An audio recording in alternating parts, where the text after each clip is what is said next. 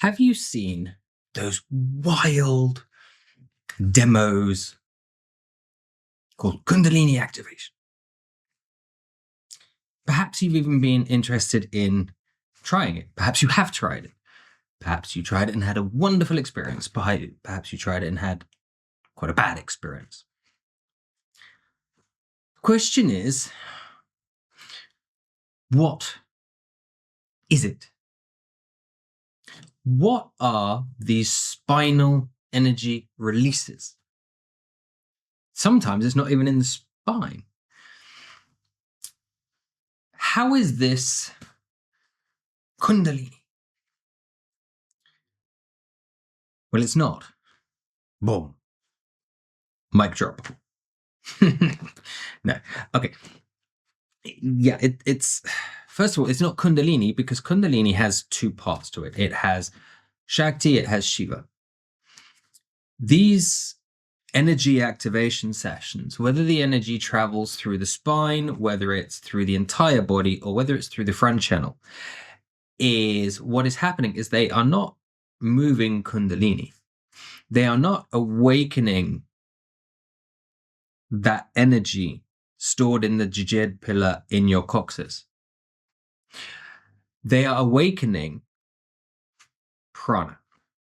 And quite possibly for a lot of people, most of the time this happens accidentally in Kundalini activation sessions. Some people know how to do it on purpose. I have sessions where I do it with people on purpose. There are people that know. And this is the energy orgasm. Yeah, this is the sensual energy that flows in our bodies. So in a lot of Kundalini activation, it's sort of accidentally activated either because of the facilitator or more likely simply because of the person receiving. They find it easier to connect to that energy naturally rather than the prana, and that's where the energy flows. Yeah. The energy will take the path of least resistance. People like to say energy is intelligent. It's not. If energy were intelligent, no one would have a dark night of the soul. Kundalini syndrome would not exist if it were intelligent. It's not. Consciousness is intelligent. Shiva is intelligent. Shakti, energy is not. Energy takes the path of least resistance. Energy is energy. Science, physics says this. Yeah. If it finds a channel, it will take the easiest one. If the easiest thing to connect with is that sensual energy, it will connect with it. If it's the pranic, it will connect to it. And you can say, well, in that case, following that rule of thumb, if Kundalini Shakti is the easiest one, it will take that path too. You would be correct. However, it's the hardest of the three to awaken. It is not what people think it is. It's not one session. Ooh. When prana flows through the body, prana chi, or when that sensual energy flows through the chi, it is an amazing feeling. It's a beautiful feeling. You can feel all the somatic work, all those energy blocks being cleared, traumas being cleared in your system. And after that happens in a very intensive session, you feel wonderful. You feel great. You feel amazing as long as it hasn't been a bad experience. Much like if you dropped acid or ecstasy, having a bad trip or a good trip type of thing. Yeah. So it's, for the most part, a positive thing. Bad trips happen for certain reasons. We can go into that another time. And so, thanks to unscrupulous, ignorant people who have taken a 3-day training and be told this is Kundalini, therefore they go around and tell people this is Kundalini and say everybody now thinks this is Kundalini, where all it is clearing of trauma opening of the energy channels, using prana, using the sensual energies around the system. And you feel wonderful. You feel at home in your body once again. Nothing to do with Kundalini. That is something way much further out there. But obviously, if you feel and then you go to a session or a couple of sessions, you suddenly feel wonderful, and someone says, "This is the magic of Kundalini." Most people, it's such a huge experience, they're going to believe it. And again, facilitators, through ignorance, through lack of searching, they believed it just as other people believe it, and it spread like wildfire. And the reason this isn't Kundalini is very simple. This can happen through hypnosis. This can happen through physical de-armoring body work. This can happen through so many different processes where we are just clearing traumas psychologically, energetically. Yeah, nothing to do with Kundalini. The person that coined Kundalini activation studied with someone else, and they were talking about the inner dance, the inner flow of energy. They even used that name, right? Because it was the dance, it was the prana in the system. Where they got their information from depends on if you believe exactly what they say.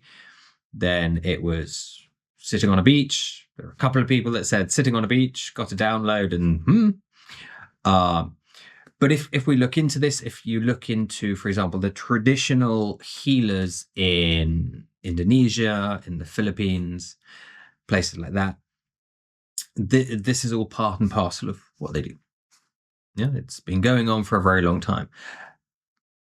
Not just there, because there are many shamanic practices around the world, in South America, even in Europe, in Spain, they're called curanderos, healers. Yeah. China has traditional Chinese medicine. I'm not talking about post-revolution. I'm talking about pre, which is the energy work. It's everywhere. And so these somatic reactions go on. They've always gone on. It's not a new phenomena. It's just a new phenomena that got pushed and cleverly marketed, and so has expanded quickly. But it has little to nothing to do with Shakti Shiva. Yeah.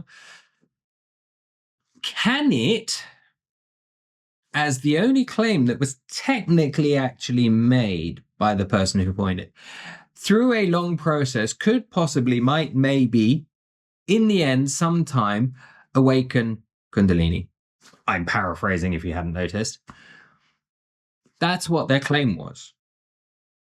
And that is true. If you work the sensual energies, if you work the pranic energies enough, when we build that energy, that is how we activate Kundalini Shakti.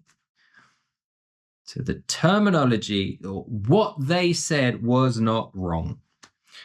What was wrong was people going for a couple of days course and suddenly thinking they knew this and misinterpreted information, didn't bother to study, and it's become this big phenomenon.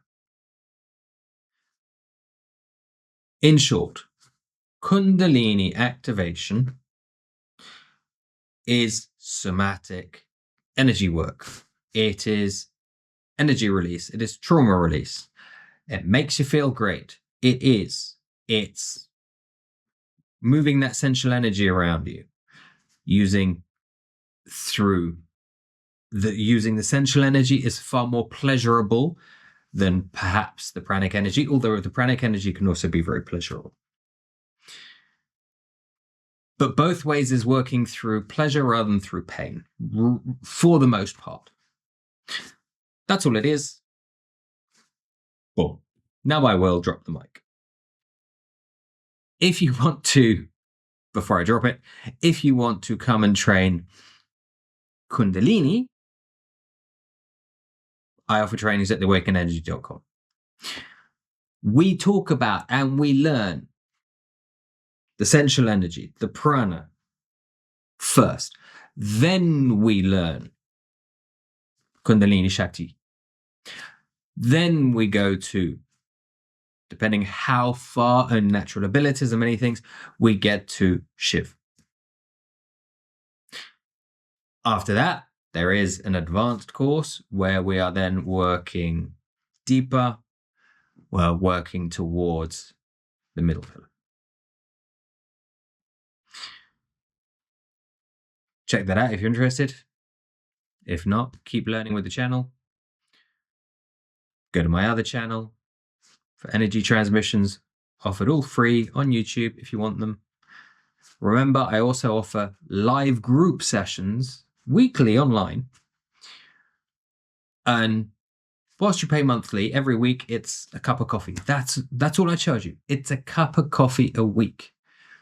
So we're talking, it's about $12 US a month. Yeah. For weekly sessions. Most people who do something close to this, i.e. Kundalini activation, the basic stuff, that would set you back about 180 odd dollars. I ask 12. That's it. Check it out on theawakenenergy.com. See you in another video.